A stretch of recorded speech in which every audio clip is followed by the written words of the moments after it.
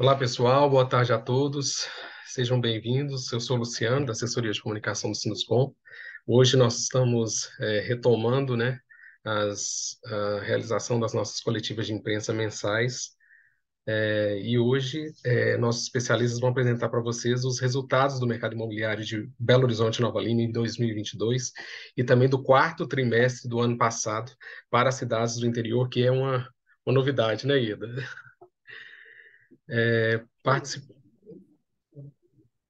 Vão participar da nossa coletiva hoje o presidente do Sinduscom, Renato Michel, e a assessora econômica, Ieda Vasconcelos. Desde já, eu já agradeço aos nossos colegas de imprensa que estão participando conosco, do Diário do Comércio, Estado de Minas e O Tempo. Fiquem à vontade para se manifestar no chat ou pelo microfone. Nós estamos gravando a coletiva e depois a gente vai disponibilizar no YouTube do Sinduscom. No finalzinho da apresentação da IEDA, eu vou disponibilizar também no chat para vocês o link para vocês fazerem o download da apresentação. Doutor Renato e IEDA, com vocês. Boa coletiva, pessoal. Bom, pessoal, em primeiro lugar, boa tarde a todos. Como o Luciano falou, um prazer retomar aí o nosso ciclo de coletivas, né? A gente vai apresentar aqui hoje os dados do fechamento do ano passado. A gente tem uma defasagem em torno de 40, 45 dias em relação à pesquisa, o que é um recorde aí no Brasil. A gente consegue compilar com muita celeridade esses dados, trazer para vocês. Ieda fez uma apresentação aí com todos os dados do setor. E apenas para destacar, né, que o setor vem de um período aí de 3 anos de muita pujança, né? O ano de 2021 como o melhor ano da nossa história, o ano de 2022 se posicionando aí como o segundo melhor ano, e o ano de 2020, onde foi o início da pandemia, como o terceiro melhor ano. Então, no final das contas, a gente já conversou muito sobre isso, a pandemia ela acabou aquecendo o mercado, uma vez que as famílias ressignificaram o valor do imóvel e passaram a buscar imóveis mais confortáveis, que oferecessem maior qualidade de vida, que tivessem mais adequados a essas novas necessidades que surgiram com a pandemia e pós-pandemia. Importante citar também o desempenho do mercado imobiliário, da construção civil como um todo, com relação à geração de vagas de emprego.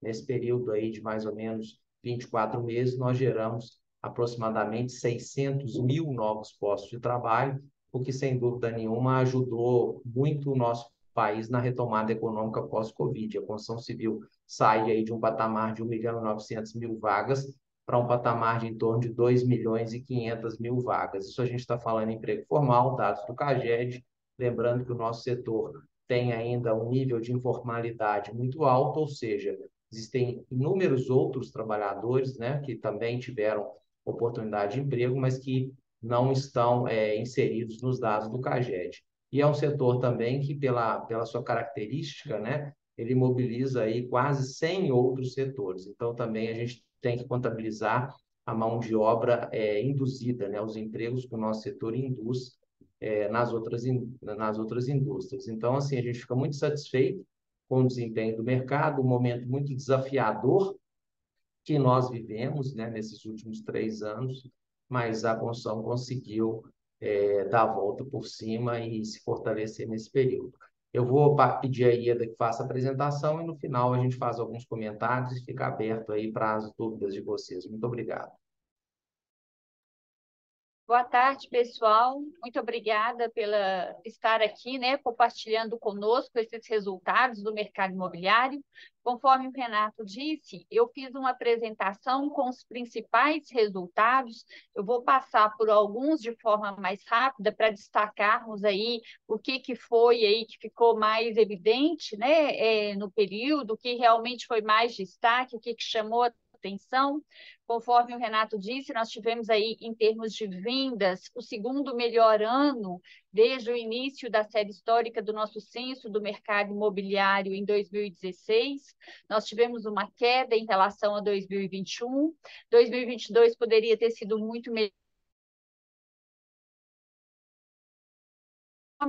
nós vamos mostrar isso, né? O segmento econômico teve uma retração forte nas vendas, vamos explicar o motivo disso e vamos falar aí no final os desafios para 2022 que nos preocupam, né? Nós temos aí um período de crescimento, caímos aí depois de 2 anos consecutivos de crescimento, e para 2023 nós temos aí alguns desafios a serem superados para que a gente, pelo menos, mantenha aí o resultado do ano passado. Então, eu vou compartilhar a tela. Compartilhou, Luciano? Sim. Ok? Eu vou passar nesse modo, pessoal, que se eu coloco em tela cheia, ele não está passando a tela, tá? Então, eu vou colocar assim para que todo mundo possa acompanhar a apresentação. Se for tela cheia, eu vou falando, mas ele não principais, o resumo dos principais indicadores do segmento imobiliário em Belo Horizonte, Nova Lima, a série histórica que inicia em 2016. O que nós temos como destaque? 2022, em relação a 2021, nós tivemos aí uma queda de quase 7% no número de unidades vendidas. Mas conforme o Renato já adiantou, esse é o segundo melhor resultado da série histórica que nós tivemos aí, né? 5.036 unidades vendidas, apartamentos novos, né? Vou ressaltar isso. É o segundo melhor desempenho. Ele interrompeu aí 2 anos consecutivos de crescimento. 2020 nós crescemos as vendas, 2021 nós crescemos as vendas e atingimos patamar recorde, e em 2022 essa sequência aí de resultados positivos foi quebrada em relação a vendas. Mas eu vou explicar por que o dinamismo das vendas se manteve o mesmo de 2021, apesar dessa queda. Primeiro, eu vou comentar do patamar recorde. O grande destaque do ano passado foi o patamar recorde nos lançamentos imobiliários. Em 2022, foram lançados 5.482 novos apartamentos, aí na cidade de Belo Horizonte, na Nova Lima, um incremento de superior a 12% em relação a 2021, e foi o ano, desde o início da série, em 2016, com o maior número de novas unidades lançadas. Uma das justificativas aí para esse incremento de lançamento, o novo plano diretor, que terminou o processo de transição agora no início de fevereiro. Então, houve aí, no ano passado, né, muitas empresas anteciparam esses lançamentos para ir utilizar aí do que era o período de vigência do plano anterior. Bom, com o crescimento dos lançamentos, nós tivemos aí o primeiro ano, desde o início da série histórica, em que os lançamentos superaram as vendas. Desde 2016, quando a pesquisa se iniciou, em nenhum ano os lançamentos tinha superado as vendas, o que fez aí com que o nosso estoque atingisse aí um dos menores patamares. Em 2016, nós tínhamos mais de 5.500 unidades para serem vendidas. Nós encerramos 2022 com um crescimento serem superiores às vendas, mas o estoque ainda permaneceu em patamar muito baixo, inferior a 3.000 unidades. Então, pela primeira vez na série histórica, os lançamentos superaram as vendas, mas mesmo assim o patamar do estoque se manteve muito baixo. As vendas mantiveram o mesmo dinamismo. Nós temos o indicador de dinamismo de vendas, que é o índice de velocidade de vendas, que indica aí quantas unidades foram vendidas para cada 100 ofertadas. Tanto em 2021 quanto em 2022, foram vendidas cerca de 12 unidades em cada 100 ofertadas, mostrando aí, então, que o dinamismo das vendas se manteve o mesmo. Se manteve o mesmo, apesar dessa queda aí do número de unidades vendidas. Bom, Do total de unidades que nós lançamos e ofertamos, nós temos aí que cerca de 25% está disponível para comercialização. Em 2021, esse número era cerca de 20%, e é claro que esse crescimento aqui foi em função do aumento do estoque que nós tivemos no ano passado. Volto a ressaltar que estoque, apesar de uma alta aí superior a 17%, está aí inferior a 3.000 unidades, o que é aí um patamar muito baixo, e nós vamos mostrar esse patamar baixo quando comparado aí a outras cidades do estado de Minas Gerais. Bom, aqui desagregando vendas, lançamentos e oferta por padrão, nós temos aqui uma novidade, que a maior parte do número de unidades vendidas em 2022 foi no padrão standard. Quase 50% das vendas, elas saíram do padrão econômico e vieram aqui para o padrão standard. Então, 50% quase da comercialização de imóveis foi aí na faixa de valor de 236.500 até 500.000 unidades. Ou seja, o padrão econômico, vou mostrar aqui, daqui a um pouquinho, ele vem perdendo participação na comercialização, nos lançamentos e na oferta de imóveis. Daqui a pouquinho vou explicar por que isso está acontecendo. Então, aqui é só para ressaltar que quase 50% das vendas foram até 500.000 unidades. Nós tivemos aí 36% dos lançamentos também nessa faixa de valor, e um fator que chama extrema atenção, extrema atenção. Do total de 2.974 unidades disponíveis para venda no mercado imobiliário de Belo Horizonte, apenas 3,4% são do padrão econômico, ou seja, custam até 236.500. Esse número esteve aí uma queda fortíssima de 2021 para 2022, e eu vou mostrar isso logo em seguida. Aqui, para vocês entenderem melhor o resultado, as vendas por segmento, onde a gente vai observar que o número de unidades vendidas em Belo Horizonte em 2022, 5.036, teve aí uma queda muito em virtude da queda acentuada do padrão econômico. O número de unidades vendidas do padrão econômico caiu 43%, saindo de 2.066 unidades para 1.172. Vamos destacar o seguinte: em função do aumento do custo da construção, que também nós vamos demonstrar aqui nos últimos anos, desde o início da pandemia, mais particularmente, o custo com os insumos em Belo Horizonte já aumentou mais de 80%, levando o custo da construção a superar 40% de alta, e isso reflete no preço dos imóveis. Então, imóveis que antes eram caracterizados como padrão econômico não tiveram mais condições de serem aí, comercializados como padrão econômico. Eles subiram a faixa de valor, né? Então, justifica essa queda de vendas aí do padrão econômico. A população de mais baixa renda que não conseguiu acompanhar aí a evolução dos preços em função da alta dos custos, e a migração de categoria aí de imóveis do padrão econômico para o padrão standard. Tanto é assim que nós vemos aí esse crescimento de vendas superior a 63% de imóveis do padrão standard, né? Oi, Renato? Só complementando o que você está Claro. falando, a gente somar aí as 2.066 unidades do padrão econômico com as 1.504 do padrão standard referente a 2021, a gente vai ter aí aproximadamente 3.600 unidades.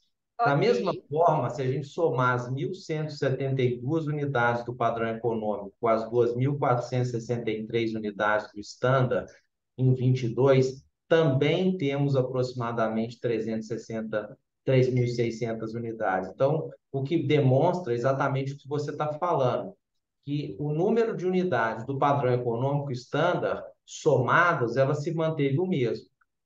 A elevação do preço dessas unidades, fruto da inflação sobre os custos da construção, é que fez com que essas unidades migrassem da faixa econômica para a faixa estándar, né? Aquelas unidades que estavam mais próximas do limite ali, acima de R$ 200.000, elas extrapolaram a linha de corte econômico e passaram aí para as faixas mais baixas do padrão estándar. Exatamente, Renato. E essa tabela aqui que nós fizemos, fica aí muito evidente tudo isso que nós estamos falando. Nós fizemos um levantamento desde 2016, quando nós iniciamos a nossa série histórica, até 2022, e desagregamos a participação do padrão econômico, tanto em lançamentos, em vendas, como em oferta.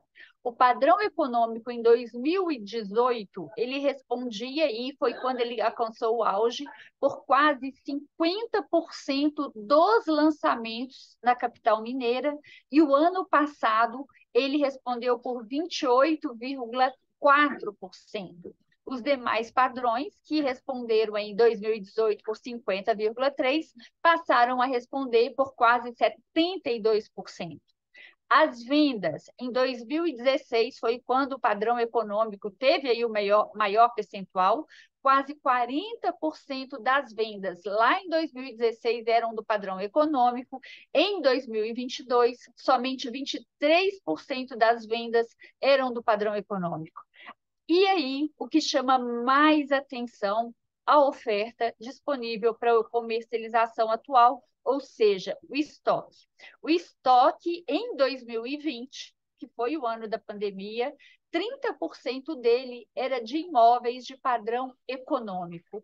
Hoje, a cidade conta só com 3% de estoque de unidades disponíveis no padrão econômico.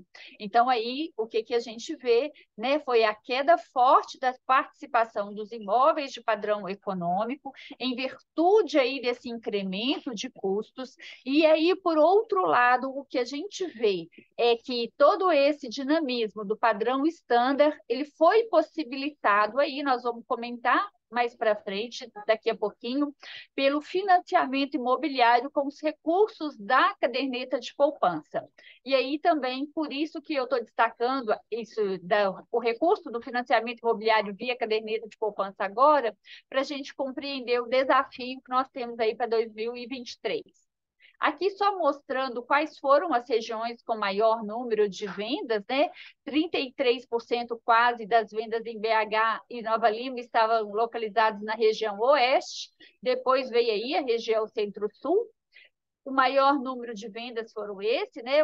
Os lançamentos, por sua vez, nós temos aí quase 20% na região centro-sul e 25% na região oeste. Então, região centro-sul e região oeste se destacam nas vendas e nos lançamentos.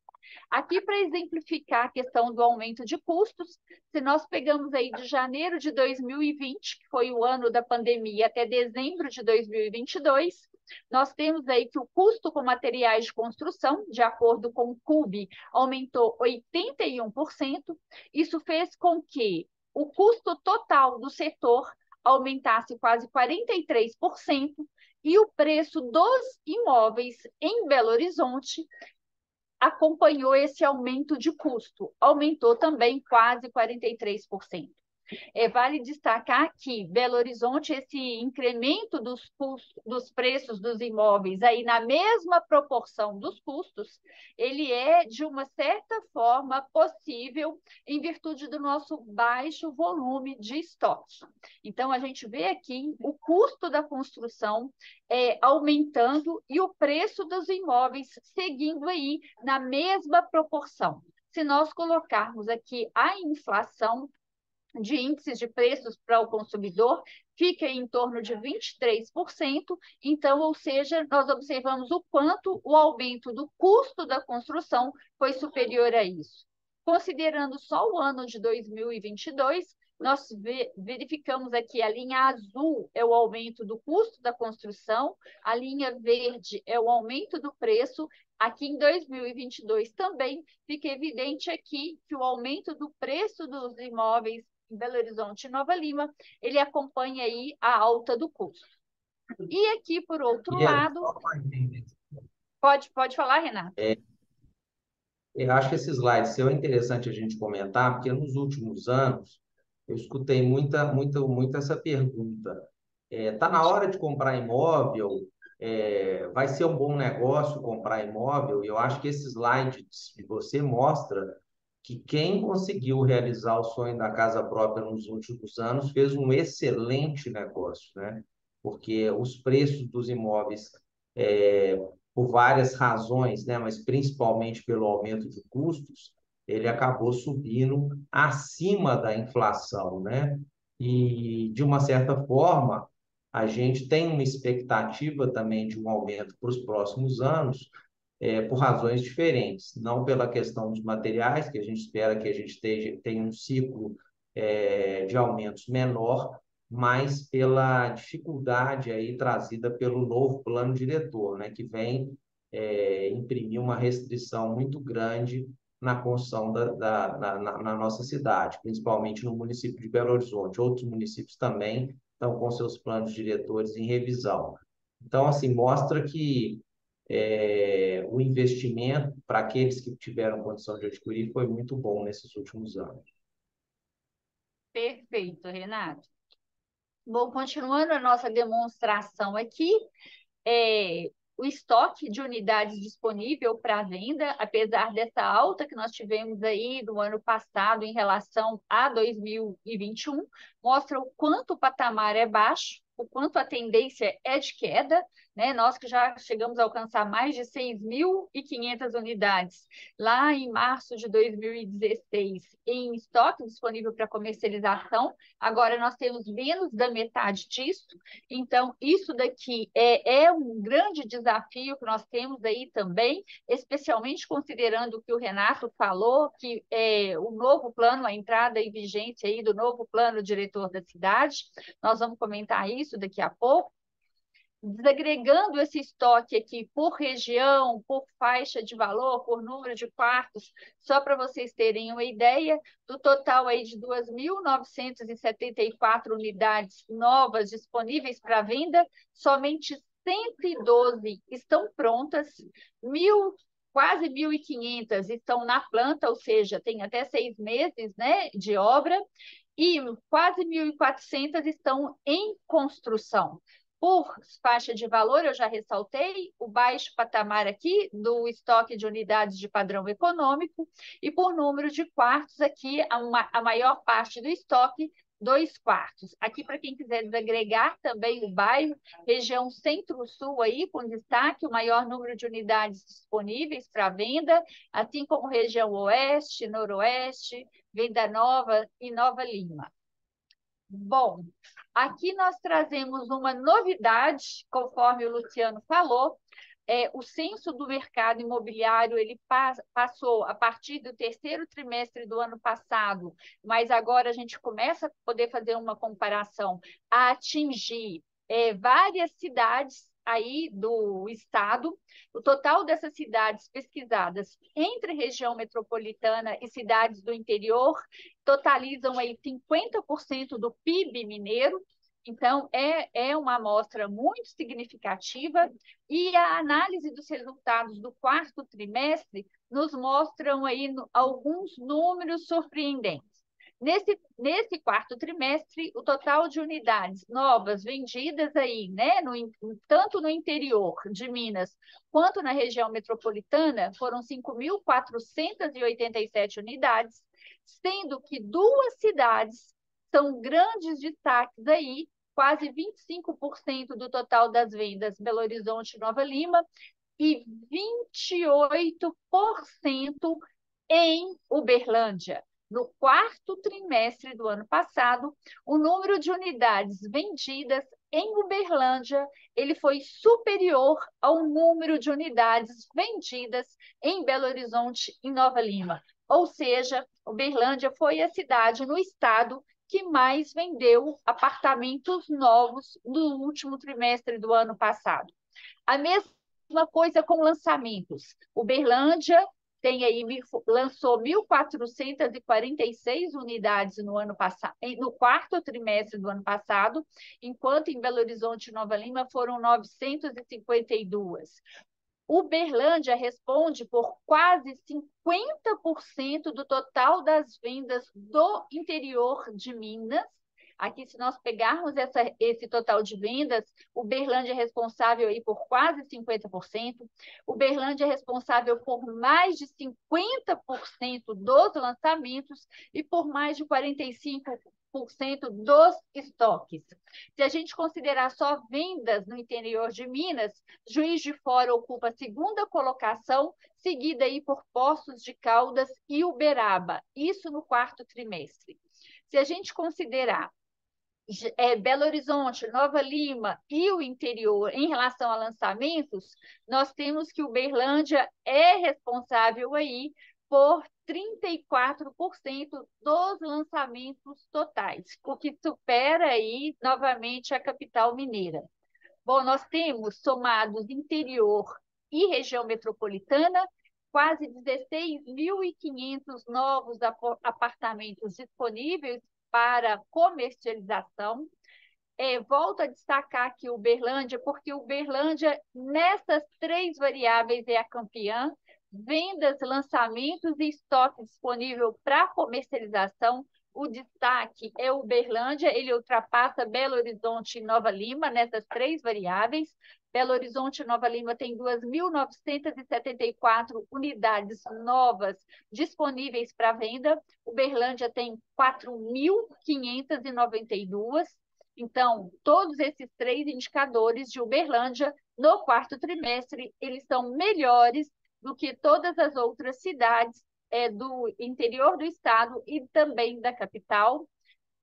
Araxá, Barbacena, Divinópolis, Governador Valadares, Montes Claros, Patos de Minas, Uberaba, Uberlândia, Varginha, Viçosa, Belo Horizonte, Nova Lima são alguns exemplos de cidades com vendas de apartamentos superiores aos lançamentos no quarto trimestre do ano passado. Aqui, desagregando por padrão, a gente vê que em BH e Nova Lima, em relação à oferta, né, nós temos aí padrão estándar e padrão médio como mais de 50% da oferta disponível. Na região metropolitana de Belo Horizonte, mais de 50%, região metropolitana tirando Belo Horizonte, lógico, né? Mais de 50% aí é do padrão econômico e 44% do padrão estándar. Nas cidades do interior de Minas, mais de 40% é do padrão estándar, 30% é do padrão econômico. Somando região metropolitana, cidades do interior e BH, 30% da oferta disponível para comercialização é do padrão econômico e 40% do padrão estándar. Comparando o terceiro trimestre com o quarto trimestre do ano passado, nessas cidades do interior, nós vimos aí que algumas cidades registraram aí alta, outras registraram aí quedas em vendas, algumas altas e algumas vendas são mais expressivas por causa que o número absoluto é menor, né? Mas nós temos alguns destaques aqui, por exemplo, Juiz de Fora com crescimento aí de 34% nas vendas de apartamentos no quarto trimestre. Juiz de Fora, no quarto trimestre, aí foi a cidade do estado que mais aumentou o número de unidades novas disponíveis que mais aumentou o número de vendas, passou de 256 no terceiro trimestre para 343 no quarto trimestre. Essa é a única comparação disponível envolvendo essas cidades, porque foi no terceiro trimestre do ano passado que nós passamos a inserir o interior em nossa pesquisa, em nosso censo. Por outro lado, Juiz de Fora aí também tem um crescimento forte no número de lançamentos. Os lançamentos passaram de 163 unidades para 478, ou seja, esse incremento das vendas está muito relacionado aqui à forte alta dos lançamentos na cidade que aconteceu. Patos de Minas também teve um crescimento grande nas vendas, e importante que o crescimento das vendas de Patos de Minas não está relacionado aí aos lançamentos. Ele vendeu estoque porque o número de unidades disponível aí, os lançamentos foram de apenas 24 unidades. Aqui tem um total de outras cidades, só para todo mundo acompanhar. E se quiserem, depois a gente pode comentar uma por uma. Aqui a gente também tem só a região metropolitana, terceiro trimestre, comparando com o quarto trimestre, mais as cidades da RM. Em relação à RM, a gente tem aí um crescimento grande de vendas no quarto trimestre em Betim.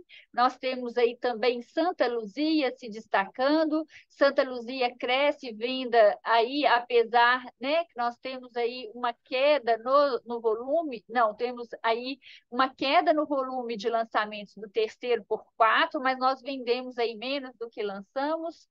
E aqui temos o estoque de cada uma das cidades.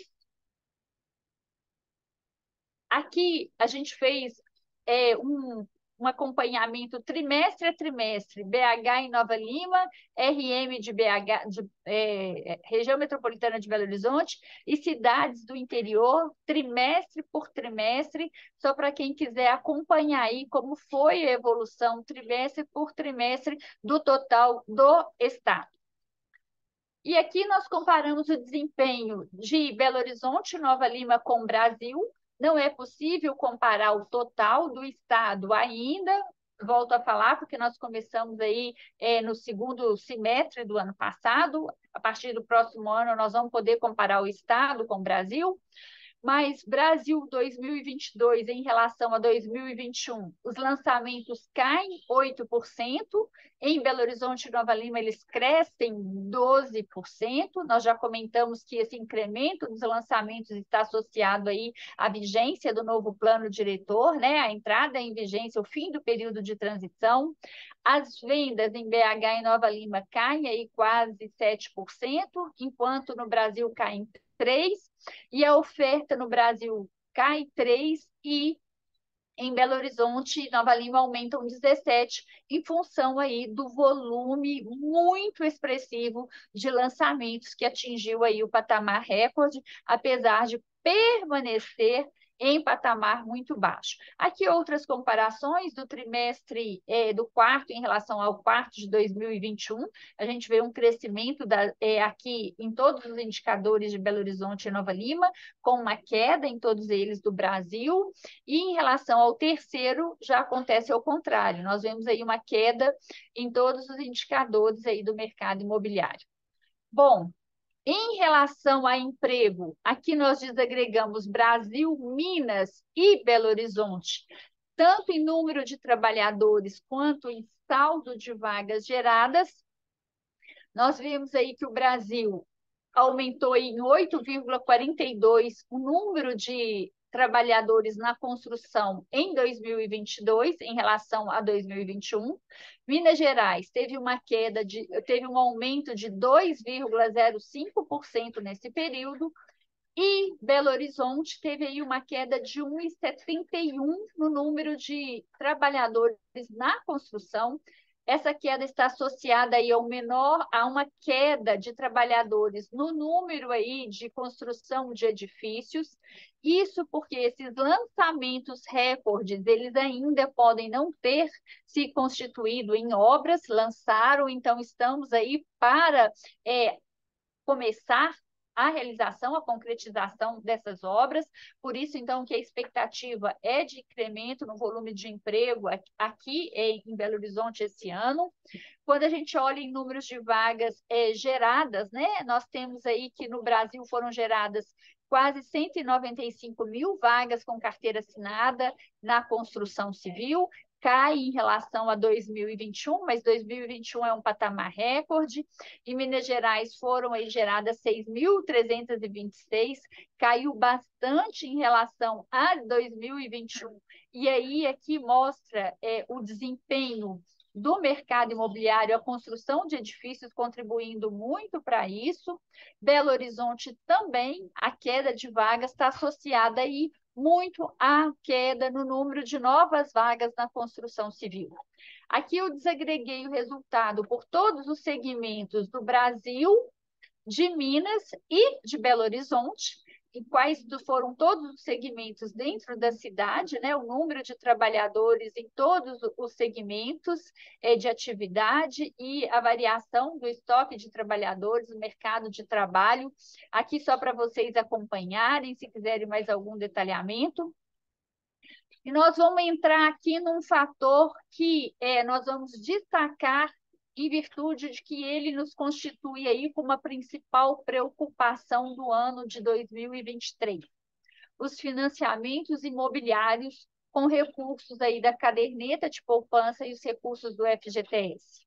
Esses são dados para o Brasil, dados geralmente de Minas Gerais. Minas Gerais tem a tradição de ter cerca de 10% de todos esses valores, né? Os números não são tão facilmente divulgados assim por estado, mas tradicionalmente ainda não são, mas nós estamos fazendo esse levantamento junto à Câmara Brasileira da Indústria e da Construção. Em breve nós teremos aí desagregado por cidade, por estado.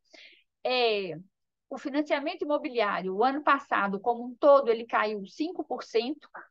Se nós observarmos qual foi o motivo dessa queda, nós vamos observar que ela está associada à queda do financiamento com os recursos aí da caderneta de poupança, apesar da maior disponibilidade dele e apesar dos recursos da caderneta terem alcançado aí o segundo melhor patamar histórico, se a gente pega aqui desde 2006, essa linha verde a gente vê, o segundo melhor patamar de financiamento com recursos do SBPE, mas caiu em relação a 2021, e nós vemos aí o crescimento dos recursos do FGTS, mas mesmo assim eles ficam em patamar muito inferior ao SBPE. Isso aqui, em termos de valores, ou seja, 241 bilhões financiado ano passado, sendo 179 bilhões em relação aos recursos da caderneta de poupança e 62 bilhões em relação ao FGTS. Em termos de unidades, foram 1.153 unidades financiadas, uma queda de 7% em relação a 2021. O SBPE, em termos de unidades, caiu aí 18%, foram 713 mil unidades financiadas, e o FGTS aí um crescimento de 20%, mas aí um número ainda muito inferior ao que é aí o do SBPE. De acordo com a ABCIP, que é a Associação Brasileira das Entidades de Crédito Imobiliário e Poupança, em 2023, a expectativa é que o financiamento imobiliário caia em 8%, em virtude de uma nova queda dos recursos do SBPE, e aqui a gente justifica o que é aí o motivo dessa queda de financiamento. O SBPE, que são os recursos da caderneta de poupança. A caderneta de poupança vem perdendo recursos, ou seja, o volume de retiradas vem superando muito o número de depósitos. Em 2022, nós tivemos uma captação líquida de quase 81 bilhões, ou seja, os depósitos superaram as retiradas. Só em janeiro desse ano, quase 30 bilhões já foram retirados aí da caderneta, diferença aí de entradas e retiradas. As retiradas superam em 27 bilhões. E o que nós temos aqui? Em virtude aí de altas taxas de juros, né? Nós temos a situação da evolução da renda. Então, nós temos aí um volume de retirada dos recursos maior do que os depósitos na caderneta de poupança, muita transferência de recurso que estava na poupança para outras aplicações que com rendimento aí superior, mas a maior volume é saque mesmo, é saque para cumprir aí algum compromisso, e Com isso, nós temos aí os bancos ficando mais seletivos na concessão de créditos, dificultando a concessão de créditos via Sistema Brasileiro de Poupança e Empréstimo, SBPE, o que acaba, então, aí reduzindo em muito o volume de recursos direcionado ao mercado imobiliário. Aqui eu fiz os principais pontos do desempenho do mercado e as perspectivas. Os principais pontos, eu já destaquei, eu vou deixar aqui só para facilitar para vocês, se depois, com o trabalho, vocês quiserem ler, né? Em relação às expectativas, o mercado imobiliário de Belo Horizonte possui aí uma particularidade muito grande, que é o baixo patamar de estoque. Isso pode se constituir como uma oportunidade de novos lançamentos. Entretanto, com a perspectiva de redução dos financiamentos com recursos do SBPE e o novo plano diretor da cidade de Belo Horizonte, nós temos aí dois fortes fatores que constituem sérios desafios do mercado.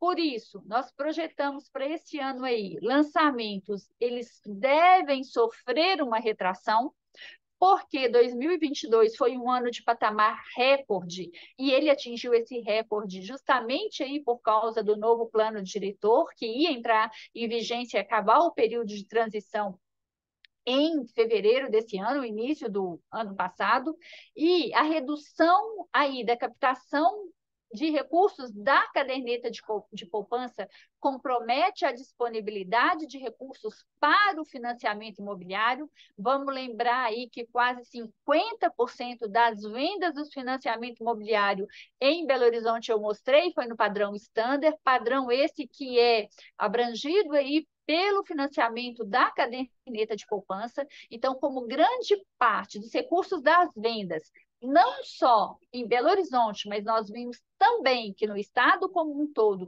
dependem desse recurso. Se nós continuarmos a manter este cenário, não tivermos aí um cenário de maior incentivo, né, ao financiamento dos imóveis de padrão econômico, ou seja, alguns ajustes no programa Minha Casa Minha Vida, como o teto, por exemplo, dos imóveis, nós podemos ter aí um menor dinamismo do segmento imobiliário aí na capital mineira em 2023. Não só na capital mineira, mas também como no Brasil, comprometendo aí a geração futura de vagas, porque o emprego de hoje é a venda de ontem. Então, para esse ano, nós podemos continuar gerando vagas em virtude de todo esse lançamento recorde do ano passado. Mas, para que isso continue, nós precisamos continuar lançando. E temos aí esses dois grandes desafios, que aí certamente o Renato vai fazer algumas observações e nós podemos responder as perguntas de vocês. Muito obrigada, Renato. Desculpa se me estendi, mas eu acho que deu uma visão muito boa para todo mundo fazer as perguntas. Ieda, muito obrigado aí pela apresentação. Eu acho que foi muito completa. Certamente aí vão surgir muitas dúvidas, porque é muita informação que você trouxe, né? E eu poderia destacar aqui, que você disse aí repetidas vezes, que é a questão do crescimento, né, do mercado de SBPE, né? É importante explicar para as pessoas que estão participando conosco que a gente tem dois fundings principais, né, no nosso setor. O FGTS, que é direcionado para aquelas habitações do programa Minha Casa Minha Vida, ou Casa Verde Amarela, em todas as suas faixas de renda. E o resto do mercado ele utiliza a caderneta de poupança como principal fundo. Como houve um crescimento muito grande do mercado standard, né, uma queda, vamos dizer assim, no mercado econômico, por óbvio, os recursos aí da caderneta de poupança foram muito utilizados. A gente vê claramente nos gráficos da ABCIP, né, que o crescimento do mercado está muito mais relacionado ao SBPE do que ao próprio FGTS, né? O FGTS mantém aí num patamar mais ou menos de estabilidade e o crescimento forte vem do SBPE. E também você colocou, e eu repito, né, que a elevação da taxa de juros ela traz muito prejuízo para o mercado, dentre eles a fuga de capital, né, daquele investidor mais conservador, mais tradicional da caderneta de poupança para outras aplicações, e com isso a gente drena, né, recurso que é muito importante aí para o financiamento imobiliário, haja vista que os recursos da caderneta de poupança eles têm aí por obrigação, né, de serem aplicados aí uma parte deles no mercado imobiliário. Mas eu fico aberto aí para as perguntas, algumas coisas eu já vi aparecerem aqui no site, e eu te peço que vá coordenando aí essas perguntas para que eu e você vamos respondendo. Tá. Ieda, você quer que eu Vamos, leia as perguntas aqui? Pode tanto ser. Pode faz. ser? Pode ser, Luciano. Leonardo Godinho, do Estado de Minas. O enfraquecimento do desempenho do setor em Minas em 2022 tem relação com defasagens do Casa Verde e Amarela Minha Casa Minha Vida, como sugerido pela CEBIC para o resultado nacional? Isso poderia explicar a redução da participação dos imóveis econômicos? Quais alterações são necessárias no programa nesse ponto de vista? Ieda, está desligado seu áudio. Eu vou começar a responder porque o Renato pegou o telefone. Leonardo, obrigada pela pergunta. Sim, tem sim, nós mostramos isso aqui, a queda das vendas expressiva aí no padrão econômico e algumas migrando aí para o padrão standard. Então, tem sim, tanto em Minas como no Brasil como um todo, né? A gente vê que a perda de participação do segmento econômico aí, né? A CEBIC divulgou os resultados do mercado nacional ontem e também chama atenção a perda de participação do segmento econômico em relação às vendas, em relação aos lançamentos, e isso aí é em virtude do incremento dos custos. Sim, são necessárias alterações no programa, como, por exemplo, ajustes no teto dos valores para que possam aí fazer frente, né, aos valores de aumento de custo, né, mais expressivo, conforme nós já aumentamos. Além desse ajuste de teto, por exemplo, uma outra alternativa aí também, a gente universalizar aí o aumento do prazo de financiamento de 30 para 35 anos, porque isso já foi feito para alguns padrões de renda maior, então isso também poderia ser feito para alguns padrões de renda menor. Então, eu acho que isso são algumas das alternativas. Renato, só para te falar, a pergunta aqui em relação ao que o Luciano acabou, eu fiz as minhas considerações, se você quiser agora dar uma olhada e fazer, por favor. Tive que atender o telefone aqui, Luciano. Repete a pergunta para mim, por favor. Você tá mutado. Desculpa. O enfraquecimento do desempenho do setor em Minas em 2022 tem relação com defasagens do Minha Casa Minha Vida, como sugerido pela CEBIC para o resultado nacional? Isso poderia explicar a redução da participação dos imóveis econômicos? Eu acho que, sem dúvida nenhuma, né, a redução da participação dos imóveis econômicos, que é um fenômeno nacional, né? Essa pergunta é muito interessante, porque a Selic divulgou os dados do mercado nacional ontem, né? E o que a gente percebe é que esse cenário nacional ele se repete em todos os estados, né? A gente aqui em Minas não está numa situação diferente da situação nacional, não. Sem dúvida nenhuma, por um enfraquecimento, vamos dizer assim, do programa Casa Verde e Amarela, né? A gente sabe que o governo, nos últimos anos, ele não tem tido uma condição fiscal, né, que suporte um volume muito grande de subsídio nos programas de habitação de interesse social. Né? Para as pessoas entenderem, o programa para que os adquirentes, né, as famílias consigam acessar os imóveis, principalmente nesse momento onde houve uma elevação muito grande nos preços, de novo, fruto dos aumentos de custo, elas vão precisar de um subsídio do governo. E como a situação fiscal do país, nos últimos anos, ela não permitiu uma destinação muito grande de recursos da OGU para subsídio, naturalmente esse mercado ele ficou mais fraco, né? Caiu muito, principalmente para as rendas mais baixas.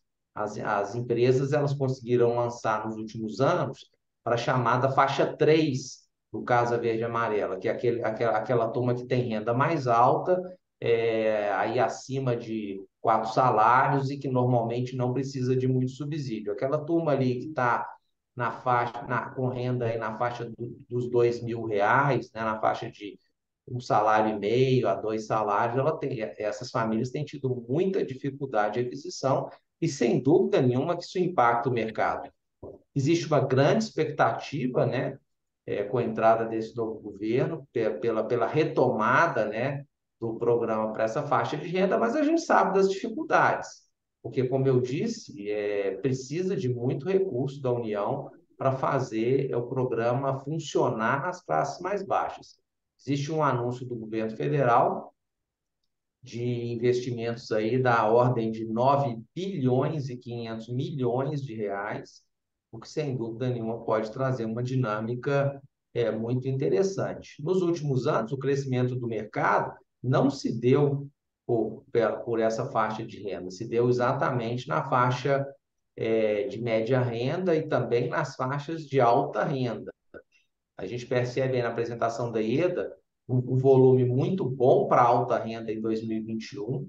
Em 2022, a gente percebe uma queda nessa faixa, mas aí também muito justificada pela elevação da taxa de juros, porque normalmente são pessoas que já moram bem, né? São pessoas que estão ali buscando um upgrade, uma melhoria na sua condição de moradia e acabam adiando isso em função de boas remunerações, né, que estão sendo oferecidas pelos bancos, né? Então, assim, a compra do imóvel, desse upgrade, ele fica competindo com a taxa de juros. No momento que a taxa Selic chegou a 2%, houve um direcionamento muito forte de recursos das famílias para a aquisição de novos imóveis, principalmente na alta renda.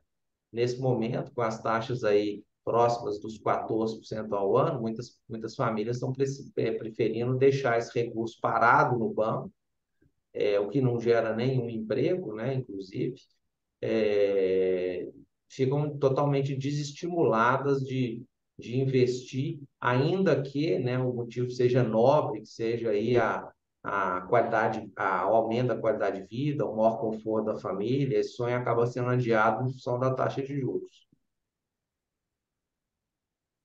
Próxima pergunta do Alexandre. Gostaria de saber se a taxa de juros mais alta impactou muito o financiamento imobiliário no ano passado e qual a expectativa para este ano de 2023 em relação aos financiamentos.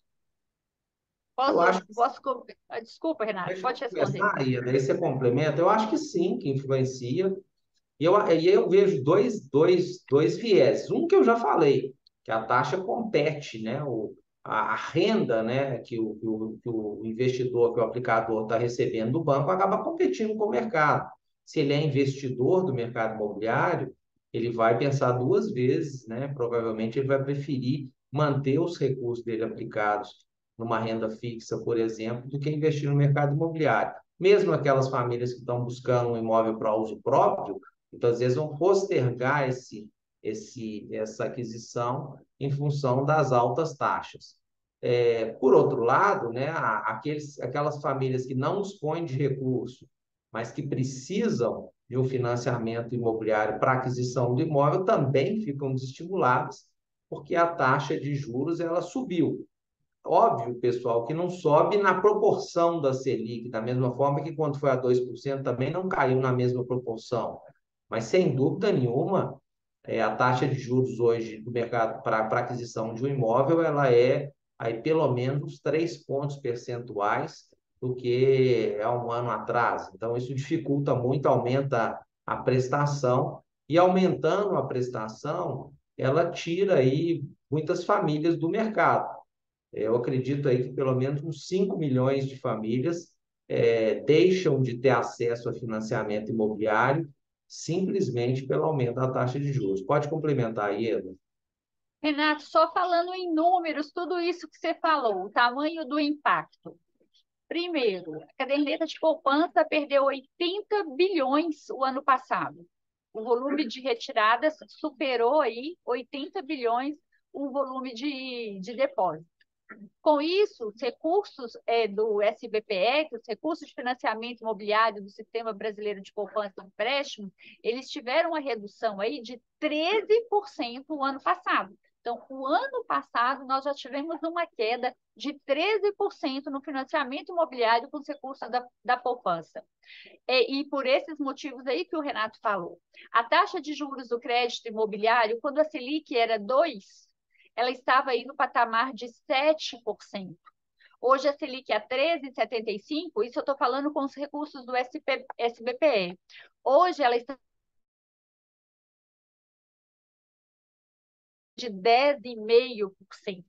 Conforme o Renato falou, isso aumenta a prestação e passa a não caber mais no bolso, né, do comprador de imóvel. A expectativa para esse ano, infelizmente, é que mantida a Selic em 13,75, que a caderneta continue perdendo recursos e, com isso, um menor direcionamento de recursos de financiamento imobiliário via poupança para o segmento imobiliário.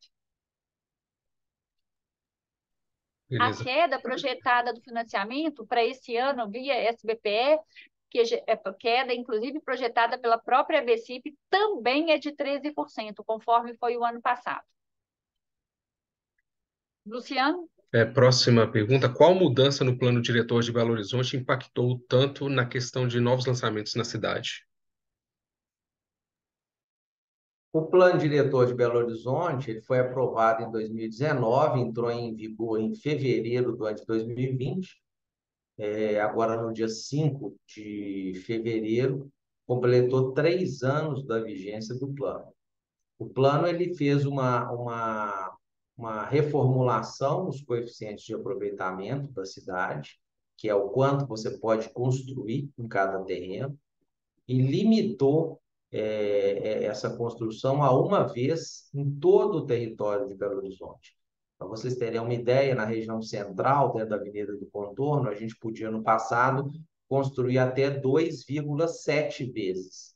E agora só podemos construir uma vez. Ou seja, nós tivemos aí uma queda de aproximadamente 2/3 do potencial construtivo. É verdade que esse potencial construtivo ele pode ser retomado, readquirido via outorga onerosa do direito de construir, que é um título vendido pela prefeitura. Ou seja, hoje pode-se construir a mesma coisa que se construiu no passado, só que além da aquisição do terreno, você tem que adquirir o potencial construtivo da prefeitura. Isso encarece absurdamente o que a gente chama de fração ideal, a parcela do terreno sobre o imóvel, né? E vai inviabilizar boa parte da construção, principalmente na região centro-sul. Um apartamento, a gente estima que um apartamento de 100 metros quadrados na região da Savassi, a partir de agora ele teria que custar R$ 400.000 a mais apenas por essa modificação. Então, o mercado está sobrevivendo de projetos que foram aprovados durante o período. Como eu disse, apesar do plano Bom, diretor ter sido aprovado em 2020, durante o ano de 2020, 21 e 22, até agora, fevereiro de 23, a gente pôde aproveitar os coeficientes da lei anterior. A partir do dia 6 de fevereiro desse ano, isso não é mais possível, e a gente prevê aí uma dificuldade ainda maior para os lançamentos, principalmente na região Centro-Sul. foi por isso, Leonardo, né, que então os lançamentos aí atingiram o patamar recorde. As empresas que tinham capacidade de lançamentos, aproveitando aí esse potencial construtivo, fizeram porque o período de transição terminaria aí no início de fevereiro. Ok? Lá, pessoal, mais alguma pergunta?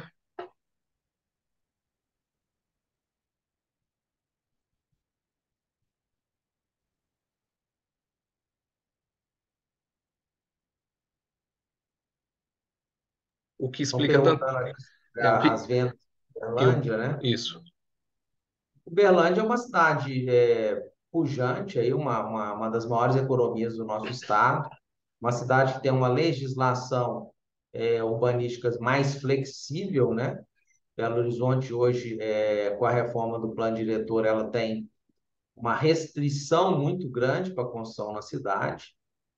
Uberlândia, pelo contrário, não só Uberlândia, né? Cidades da própria região metropolitana, como Nova Lima, por exemplo, que está recebendo aí uma migração muito grande de moradores vindo do município de Belo Horizonte. Nessas cidades que você tem planos diretores mais flexíveis, mais pró-mercado, mais pró-construção, ela, sem dúvida nenhuma, tem uma facilidade maior para os novos lançamentos. Então, Uberlândia tem um pouco dessa característica, uma cidade que tem uma economia muito forte, né? Muitas indústrias, muito emprego formal, então acaba tendo um mercado muito pujante. A gente fala, comparando aqui com Belo Horizonte, que aqui em Belo Horizonte nós estamos exportando riqueza, né? Porque nós estamos mandando embora os moradores de Belo Horizonte para a região metropolitana, notadamente aí a classe de poder aquisitivo mais alto migrando para o Vetor Sul, para o município de Nova Lima, a classe de poder aquisitivo mais baixo migrando para Contagem, migrando para Ribeirão das Neves, migrando para Santa Luzia,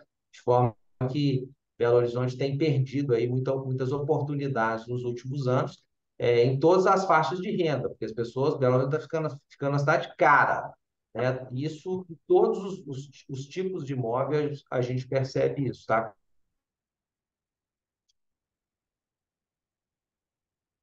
Empreendimentos aqui. Ao contrário de Uberlândia e outras cidades, né?